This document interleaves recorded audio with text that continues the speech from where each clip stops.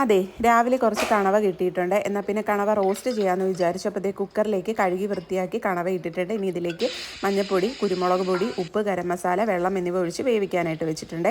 ഒരു പാനിലേക്ക് വെളിച്ചെണ്ണ ഒഴിച്ച് അതൊന്ന് ചൂടാകുമ്പോൾ അതിലേക്ക് ഉലുവ, പിന്നെ നമ്മുടെ തേങ്ങാക്കൊത്ത് അരിഞ്ഞതും ചേർത്ത് കൊടുക്കുക. അതൊന്ന് മൂത്ത് തുടങ്ങുമ്പോഴത്തേനും നമുക്ക് ഇഞ്ചിയും വെളുത്തുള്ളിയും ചതച്ചത് ചേർത്ത് കൊടുക്കാം കേട്ടോ. എന്നിട്ട് അതിൻ്റെ പച്ചമണം മാറുന്നിടം വരെ ഒന്ന് വഴറ്റുക. അതിലേക്ക് കുഞ്ഞുള്ളി ചതച്ചത് ചേർത്ത് കൊടുക്കാം.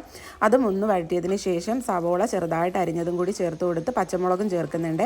അതിലേക്ക് ആവശ്യത്തിന് ഉപ്പിട്ട് കൊടുത്ത് ഒന്ന് വഴറ്റിയതിന് ശേഷം നമുക്ക് തക്കാളി ചേർത്ത് നല്ലതുപോലെ വഴറ്റിയെടുക്കാം. അതിലേക്ക് പൊടികളായിട്ട് മുളക് പൊടി, മഞ്ഞൾപ്പൊടി എന്നിവ ഇടുന്നുണ്ട്. എന്നിട്ട് ഇനി ഇത് നല്ലതുപോലെ ഒന്ന് വഴറ്റി ഒന്ന് അടച്ചു വെച്ച് കുക്ക് ചെയ്യുക. അപ്പോഴത്തേന് ഇതിൽ എണ്ണയൊക്കെ തെളിഞ്ഞ് വരും. ഇനി ഇതിലേക്ക് നമുക്ക് വേവിച്ച് വെച്ച കണവ ചേർത്ത് കൊടുക്കുക. അതിൽ കുറച്ച് വെള്ളം കൂടി ഉണ്ടായിരുന്നു കേട്ടോ, അതും കൂടി ഞാൻ ചേർക്കുന്നുണ്ട്.